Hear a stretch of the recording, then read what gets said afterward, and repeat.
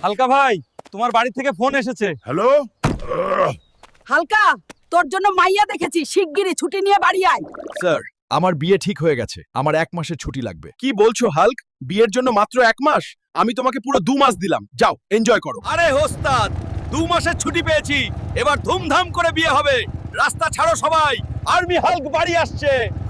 ওরে বাবা, এসে গেছিস, লগ্ন বয়ে যাচ্ছে, যা জলদি রেডি হয়ে নে। ঠিক আছে মা, আজ দেখবে তোমার ছেলেকে কেমন হিরো লাগে।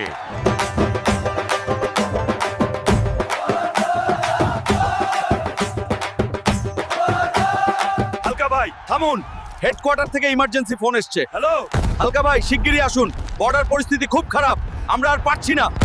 ওরে হালকা, বিয়ে ফেলে কোথায় যাচ্ছিস? ফিরে আয় বাবা। মা, কান্দিস না, বিয়ের চেয়ে দেশ বড়, আমাকে যেতেই হবে। বন্ধুগণ, বিয়ে পরে হবে, আগে বর্ডার বাঁচানো মেন কাজ। তোমরা যদি সত্যি দেশভক্ত